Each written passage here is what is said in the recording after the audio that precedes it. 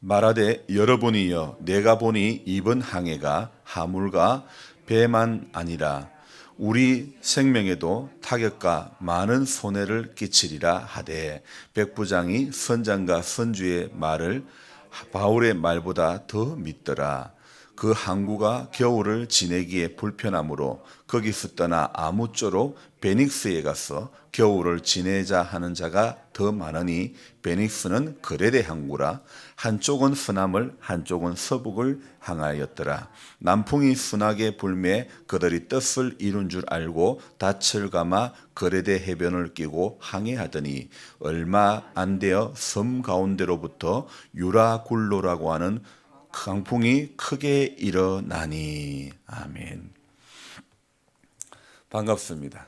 여러분의 성경에 한번 봐주시기 바랍니다. 10절에 이번 항해가 하물과 배만 아니라 그럴 때 그 하물의 하자가 화자입니까? 그냥 하입니까?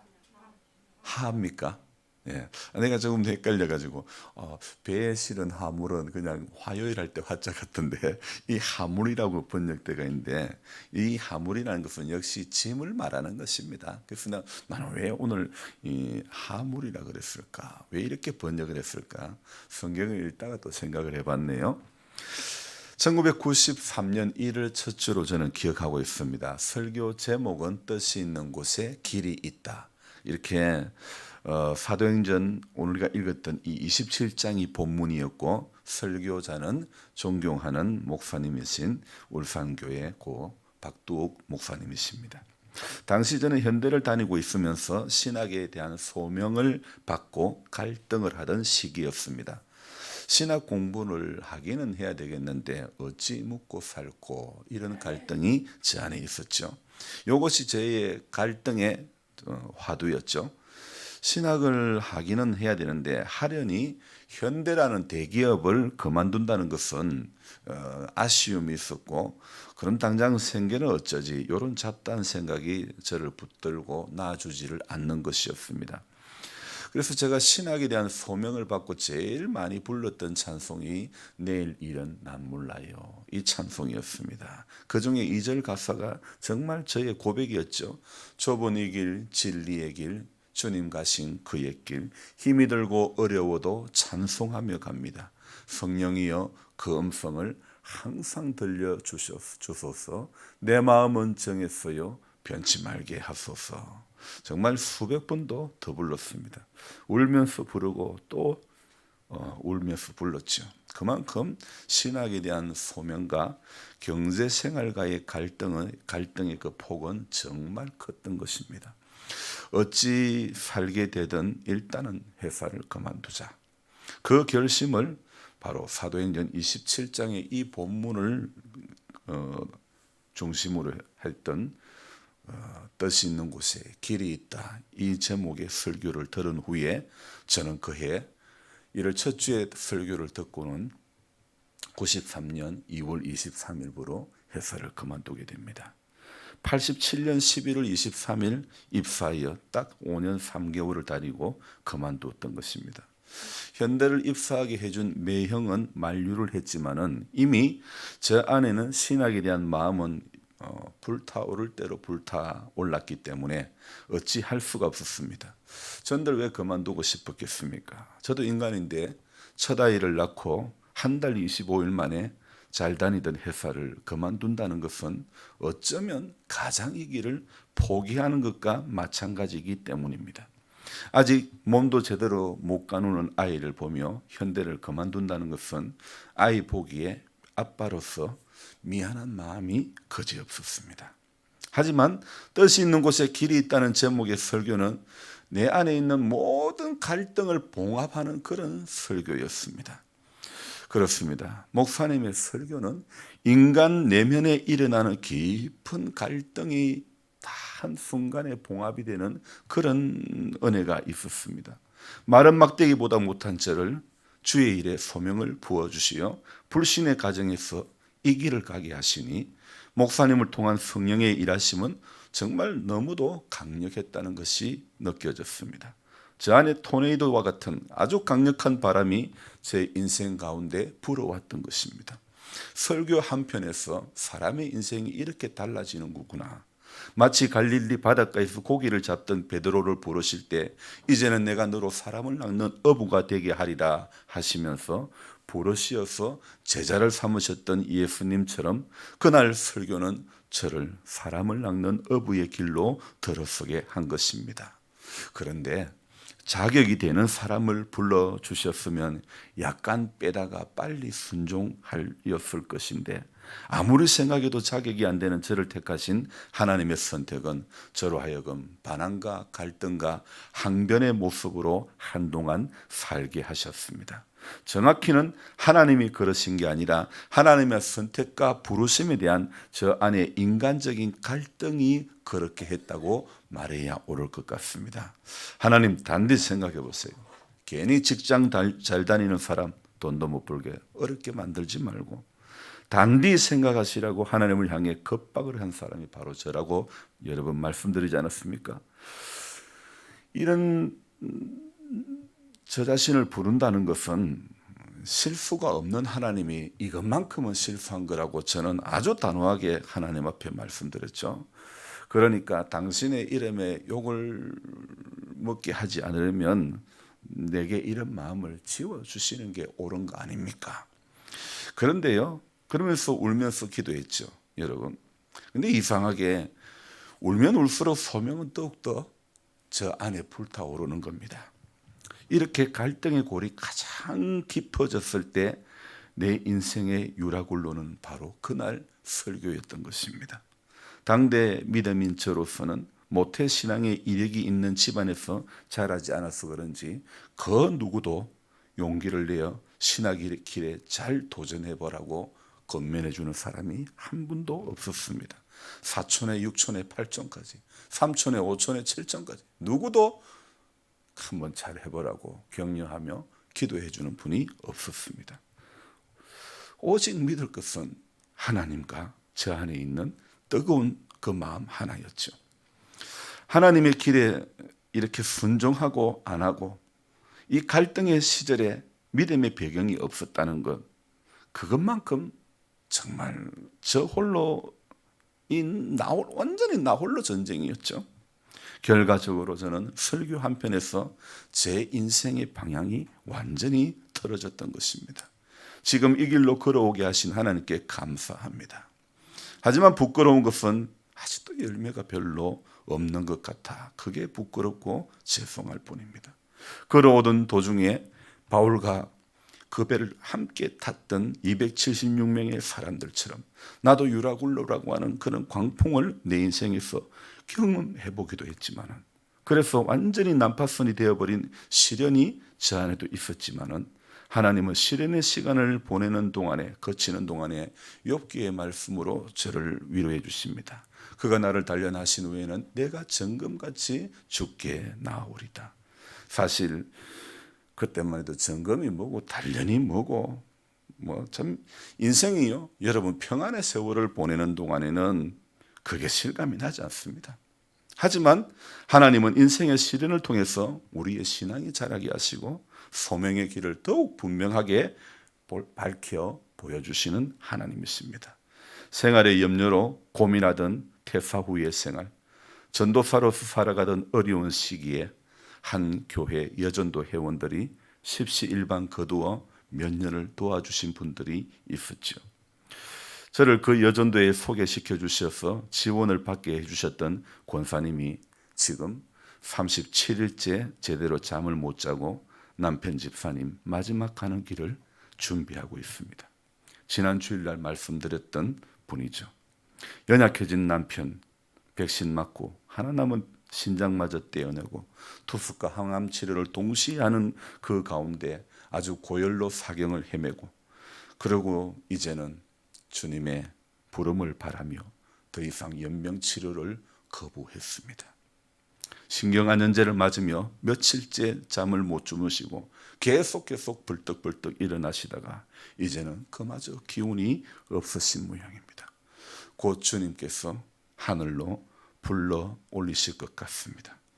울산에 있을 때 그 남편 집사님과 한 번도 대화를 나눠본 기억이 없는데, 제 기억으로는 한 번도 뵌 적이 없었던 것 같은데 어제 처음 대화를 나누고 전화로 기도를 해드렸습니다. 며칠 전에는 그 집사님이 계신 병원 원목이 바라는 게 무엇이냐고 물으셨다고 합니다. 그래서 원래는 11월에 둘째 딸아이 결혼을 시켜야 했는데 그것을 못했어, 그렇게 말씀을 드렸다고 합니다. 병원에 계신 원목과 호스피스 병동의 간호사들이 급하게 그 다음 날인 그저께 둘째 아이의 결혼을 병실에서 열어주었습니다. 방호복을 입은 채로 말입니다. 온 병동이 이 결혼식 앞에 눈물바다가 되고 말았습니다. 하나님의 은혜로 딸의 결혼식을 마치고 나서 권사님은 제게 결혼식 사진을 몇 장을 보내주셨습니다. 그리고 이렇게 카톡을 보내주십니다. 하나님은 우리의 은밀한 기도에도 응답해 주시네요. 92병동이 눈물바다였어요. 유 집사는 선망현상이 심해서 반수면 상태로요. 이렇게 보내주셨습니다. 이것은 그저께 일어났던 일이었고 어제 제가 통화할 때는 너무나 맑은 정신이었습니다. 평안해 보이신다고 말씀해 주시며 이대로 주님 불러가셨으면 좋겠다 말씀하십니다. 저도 그렇게 주님 불러가기를 기도해 드렸습니다. 어쩜 지금쯤이나 오늘쯤이라도 주님께서 불러가실지 모르겠습니다. 지금 새벽에 제가 생각해 보니 이 딸의 결혼식 또한 뜻이 있는 곳에 길이 있음의 결과인 것 같습니다. 이 지금 코로나가 왜 이렇게 사람의 일상을 완전히 바꾸는지. 이 집에는 딸만 둘인데 큰 딸도 작년에 중국의 청년하고 결혼하면서 코로나가 심하니까 뭐 어떻게 만나서 결혼할 수 없고 줌으로 인터넷으로 결혼을 한 거예요. 그쪽 부모는 중국에서 화면을 쳐다보고 이쪽 부모는 이쪽에서 화면을 쳐다보고 모든 만인의 축복을 받아야 될, 축하를 받아야 될 참 그 결혼식에 큰 딸은 또 이렇게, 딸 하나는 줌으로 결혼하고 또 딸 하나는 병실에서 이렇게 방호복을 입은 채. 어떤 여인인들 드레스를 입고 결혼하고 싶지 않은 사람이 어디에 있겠습니까? 병실에서 방호복을 입고 결혼을 하면서도 모든 것이 하나님의 은혜였고 이렇게라도 길이 열려진 것, 하나님은 인생이 뜻을 가지고 하나님 앞에 가면 길을 한 번에 한 걸음씩 열어주시는 하나님이신 줄로 믿습니다. 로마로 가서 복음을 전해야 하는 하나님의 계획이 있었기에 바울과 함께하는 사람들의 생명을 붙들어 주신 것이고 이러한 계획이 있어서 바울을 지켜주시고 함께 해주셨던 그 하나님, 오늘 이곳에 정착하여 하나님의 나라를 세워가라고 주님은 저를 부르셨다고 생각되어집니다. 오늘은 또 무엇을 하며 부름의 사명을 감당해야 할까? 어떻게 생명을 살릴 수 있을까? 이것이 저의 일일 것 같은데 아직도 저는 영의 일보다는 육의 일에 더 붙들려 부름에 역행하는 목사로 쓸 때가 참 많은 것 같습니다. 오늘도 태산 같은 일 앞에서 진짜 부름의 사명은 주춤하고 있는 제 모습이 발견되어 죄송하고 또 죄송합니다. 눈을 뜨면 나의 손길을 기다리는 어린 병아리들과 밥 달라고 물 달라고 나만 바라보고 있는 닭들은 보이는데 죄송하지만 영적으로 갈급해 안 하는 것인지 하나님이 아니면 영적으로 고품이 덜한 것인지 짐승들에게 있는 배고픔의 그 갈망이 정말 죄송하지만 우리 성도님들에게는 많이 발견이 안 된다는 생각이 듭니다. 제가 어쩌면 센스가 없는 것인지 우리 성도님들이 정말 영적으로 갈급함이 덜한 것인지 정말 이 점에 필요한 노래가 바로 다윗의 시편 42편인 것 같습니다. 하나님이여 사슴이 시냇물을 찾기에 갈급함같이 내 영혼이 주를 찾기에 갈급하니이다. 내 영혼이 하나님 곧 살아계시는 하나님을 갈망하나니 내가 어느 때에 나아가서 하나님의 얼굴을 배울까? 내 영혼아 어찌하여 낙심하며 어찌하여 불안해하는가? 너는 하나님께 소망을 두라. 그가 나타나 도우심으로 말미암아 내가 여전히 찬송하리로다. 여러분, 우리는 하나님께 더 소망을 두는 우리가 되어야 될 줄 믿습니다. 우리가 갈망해야 될 것이 이 땅의 것이 아니라 영혼의 것을 더 갈망할 수 있기를 주님의 이름으로 부탁드립니다. 이 땅의 것은 믿음이 없는 사람들도 전부 다 갈망하고 전부 다 구하는 것입니다. 그러나 분명히 성경은 우리에게 요하고 있습니다. 어떻게 해요? 그리스도와 함께 다시 살리심을 받았으면 땅의 것을 죽이고 위의 것을 사모하라. 여러분, 저는 닭장에 들어가면 닭이 조금만 늦으면 밥 달라고 난립니다. 오늘 우리 모두는 영적으로 하나님 앞에 갈급해하는 그런 마음이 우리 모두에게 있기를 주님의 이름으로 부탁합니다. 그래서 오늘도 육으로 사는 자, 떡으로 사는 자가 아니라 영으로 사는 자, 영의 생명으로 사는 자, 기록된 말씀으로 사는 자, 하나님의 은혜로 사는 자, 그런 우리가 되기를 주님의 이름으로 부탁드립니다. 기도하겠습니다. 고마우신 하나님, 우리는 절박한 상황이 되지 않으면 하나님을 찾지 않는 아주 나쁜, 안 좋은 그런 믿음 없는 모습이 우리 안에 너무 많이 있습니다. 물에 빠지면 지푸라기라도 잡는다는 말이 있듯이 아직 우리가 물에 빠지지 않았습니까? 하나님을 향한 믿음의 끈을 놓고 넉놓고 있을 때가 너무 많지는 않습니까? 저도 영의 일에 붙들린 목회가 되고 하나님의 부름의 사명을 역행하는 길을 걸어가서는 안 될 터인데 어쩌면 저의 일상이 부름의 사명에 붙들린 사역이기보다는 여전히 육의 것이 붙들린 사역일 때가 저 스스로 생각할 때 더 많이 느껴집니다. 주님,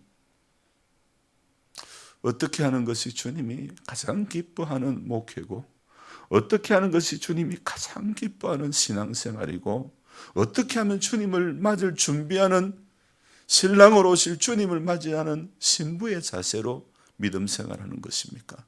주님, 우리 안에 있는 이 굳어져 버린 것이 하나님을 향한 갈망으로, 영적인 갈망으로 나아가는 길을 막아버리고 있지는 않는지 주님, 우리를 불쌍히 여겨주시고 오늘 우리 눈의 비늘을 벗겨 주옵소서.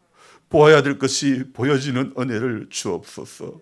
오늘 우리 귀의 딱정이를 제하여 주시사 들어야 할 그 음성이 들려지는 은혜가 있게 해 주옵소서. 주님, 오늘 우리 입에 재갈을 먹여주셔서 해야 될 말을 하게 해주시고 하지 않아야 될 말은 절제할 수 있는 은혜를 주시기를 원합니다. 아직 예수를 믿어도 새벽마다 기도해도 변하지 않는 내 안에 옛사람이 나를 붙들어 하나님이 원하시는 선은 행하지 못하고 원치 않는 악을 행하여 달려가기에는 빠른 발걸음입니다.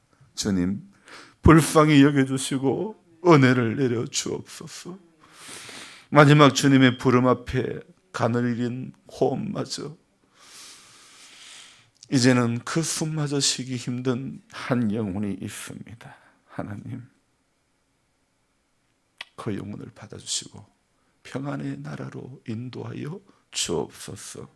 우리 하나님, 우리는 땅에서 여러 가지 좋은 것들로 우리 눈이 다치고 귀가 다쳐서 영적으로 어두운 가운데 보내는 세월, 그런 시기는 아닙니까?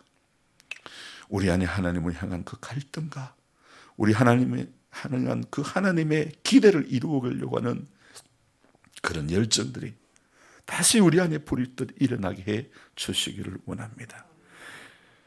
마지막 되어질 일들에 대해서 기록했던 요한이 쓴 계시록에는 차든지 더웁지도 아니하여 미지근한 신앙을 말하고 있습니다. 미지근하며 토하여 내침을 당하고 그와 같은 길에서 돌이키기를 권면하고 있습니다. 우리 오늘도 믿음 생활하면서 은혜 없이 믿음 생활하는, 눈물 없이 믿음 생활하는, 결단 없이 믿음 생활하는 그 자리에서 벗어나게 해주시고 하나님 앞에 하루를 살아도 오늘 믿음 있는 자의 모습으로 살게 해주시고 이 땅에 더 이상 미련을 두는 인생이 아니라 오늘 부르도 오늘 불러주셔도 감사함으로 주님 앞에 설 수 있는 우리 모두가 되게 하여 주옵소서. 이 길 가는 동안에 끝까지 우리는 성령에 붙들려서 이기는 자 되게 해주시고 갈등만 하다가 고민만 하다가 할까 말까 하다가 세월 다 보내는 어리석음이 우리 안에 떠나가게 하여 주시기를 원합니다. 무엇을 먹을까 마실까 입을까 염려하지 말라고 하셨사오니 먼저 그 나라와 의를 구함으로 모든 것을 더해 주시는 그 하나님의 손길이 우리 남은 인생 가운데 경험되어지게 해 주시옵소서.